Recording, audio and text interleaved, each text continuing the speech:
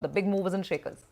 Well, if the Bulls were in a movie, they would have said that Abhi hum zinda hai. But as you highlighted, the mid-caps were the stars of the session. But what was having a bigger party, though, was the real estate index. And that index ended at a 15-year high. And pick up any stock in the realty index, and all of them were higher. Prestige Estates, Sobha, Keystone Realtors, DLF. Everybody did well today. But a theme that got overshadowed today in the realty rally was power.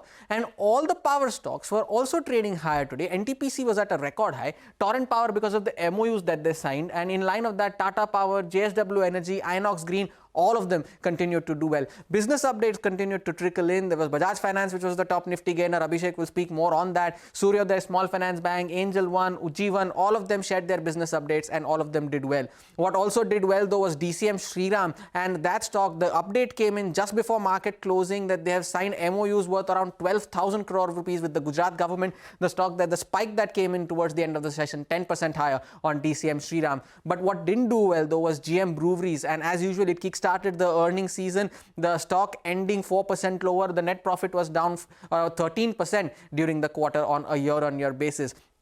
Another Godrej Group stock that did well today was Godrej Consumer Products and GCPL. There was a 10th day of gains today for the stock. It is at a record high, ending 3% higher at 1,200 rupees. India Glycols was another outperformer in today's session, and that stock is up 25% in a month, and it closed at a 15-month high today, 6% higher there for India Glycols. But what did not do well, APL Apollo, the stock continues to underperform after its business updates, declining for the 8th day in a row, and that stock has broken below its 200-day moving average in today's session, just under 1.5% there for APL Apollo. And lastly, Century Textiles. That was one stock that did very well today, 12% on Century Textiles. That stock is also at a record high, and it was the biggest single-day gain that the stock saw in 2 years. Back to you. Okay, all right. Thanks a lot for that, Hormaz.